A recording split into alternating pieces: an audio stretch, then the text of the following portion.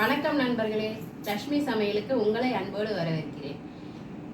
இன்னைக்கு வந்து நம்ம பன்னீரை வச்சு ஒரு சூப்பரான ஸ்வீட் தாங்க பண்ண போகிறோம். ரசகுல்லா தான் பண்ண போகிறோம். அதை எப்படி பண்ணுறதுன்னு பார்க்கலாம். வாங்க வீடியோக்குள்ளே போகலாம். நான் ஒரு பாத்திரத்தில் வந்து 1.5 லிட்டர் பால் ஊற்றிருக்கேங்க. நம்ம பன்னீர் செஞ்சுக்கலாம். நல்லா திக்கான பாலாக எடுத்துக்கோங்க.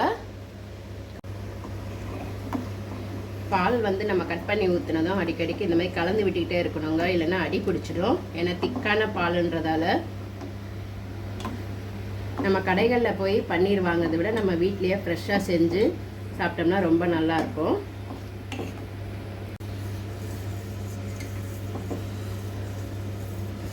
நல்லா பொங்கி வருதுங்க, நல்லா பொங்கட்டும். நம்ம கைவிடாமல் கலக்கிக்கிட்டே இருக்கணுங்க, இல்லைன்னா அடி பிடிச்சிடும்.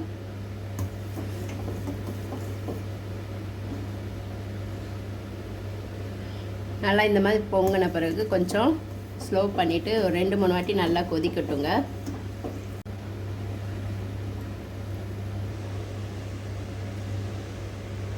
பால் நல்லா 2-3 வாட்டி பொங்கி வந்துடுச்சுங்க. இப்போ நம்ம ஸ்டவ்வை ஆஃப் பண்ணிக்கலாம்.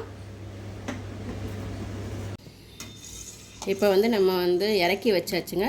இறக்கி வச்சு ஒரு 5 நிமிஷம் கழித்து நம்ம லெமன் ஜூஸு கொஞ்சம் ஊற்றிக்கலாங்க.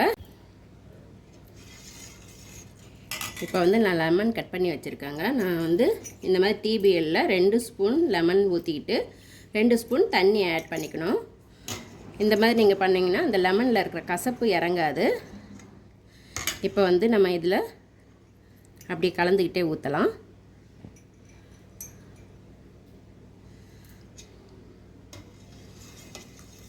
மெதுவாக கலந்துக்கிட்டு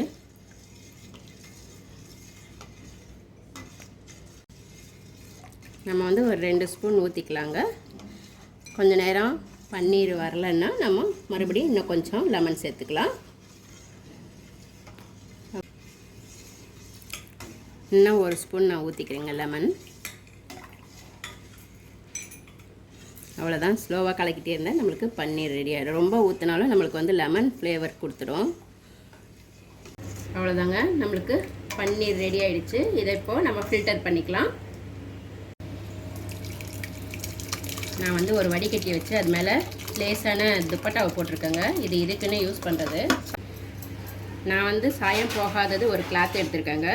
உங்களுக்கும் அது மாதிரி சாயம் போகாதது பார்த்துக்கோங்க, இல்லைன்னா ஒயிட்டில் கிடச்சாலும் வச்சுக்கலாம். இப்போ இதில் வந்து நம்ம லெமன் போட்டதால் தண்ணி ஊற்றி அலசிக்கலாங்க. கொஞ்சம் தண்ணியை பிழிஞ்சு எடுத்துட்டு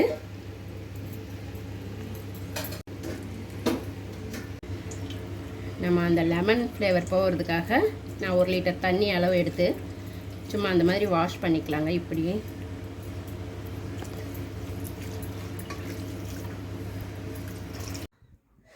தண்ணி வடிகிறதுக்கு வந்து நான் இந்த மாதிரி ஹேங்கரில் கட்டி வச்சுருக்கேங்க. கீழே ஒரு பாத்திரம் வச்சுருக்கேன், தண்ணி சொட்டு சொட்டாக இதுவாகட்டும்னு. இதை எடுத்துட்ட பிறகு நம்ம பார்க்கலாம். பாருங்கள், பன்னீர் வந்து எவ்வளோ சூப்பராக வந்திருக்குன்னு. வந்து பன்னீர் வந்து எவ்வளோ சாஃப்டாக வந்திருக்குன்னு பாருங்கள். நான் வந்து 350 கிராம் பன்னீர் எடுத்து வச்சுருக்கேங்க. இதை வந்து நம்ம இப்போ நல்லா தூள் பண்ணிக்கலாம். இப்போ வந்து நம்ம இந்த பன்னீரை வந்து நல்லா இந்த கை இருக்கு இல்லைங்களா, இதை வச்சு நம்ம நல்லா இந்த மாதிரி நசுக்கிக்கணுங்க. அந்த உருண்டையே இல்லாமல் நம்ம பண்ணிக்கணும். எல்லா மாவும் அதே மாதிரி பண்ணிக்கலாம். பார்த்தீங்கன்னா இதை பாருங்கள், இந்த அளவுக்கு நம்மளுக்கு உருண்டைகளே இல்லாமல் நல்லா சாஃப்டாக பிசைஞ்சு எடுத்தாச்சுங்க. இப்போ இதை நம்ம உருண்டை பண்ணிக்கலாம்.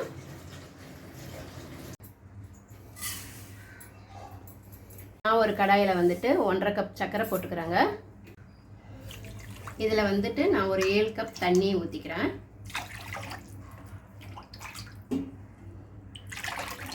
நம்ம வந்து இப்போ நம்மளுக்கு என்ன சைஸ் தேவையோ அந்த சைஸ் உருண்டை பண்ணிக்கலாங்க.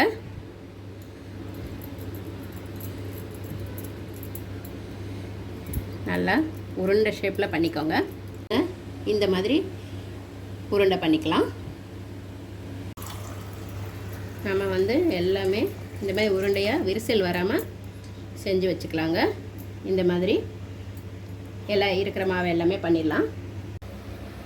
நம்ம சுகர் சிரப்பு வந்து கொதிக்க ஆரம்பிச்சிடுச்சுங்க. இப்போ நம்ம அதில் போட்டுக்கலாம் ஒன்று ஒன்றா எடுத்து. இப்போ வந்து எல்லா உருண்டைகளுமே போட்டாச்சுங்க. நம்ம ஹை ஃப்ளேமில் ஒரு 3 நிமிஷம் அப்படியே கொதிக்கட்டும். இப்போ இதை மூடி போட்டு மூடிடலாம். இப்போ வந்து நம்ம 3 நிமிஷம் ஆயிடுச்சுங்க. இப்போ மீடியமாக வச்சுக்கலாம். மீடியமாக வச்சுட்டு இது ஒரு 12 நிமிஷம் அப்படியே வேகட்டும். இது மாதிரி மூடி வச்சிடலாம்.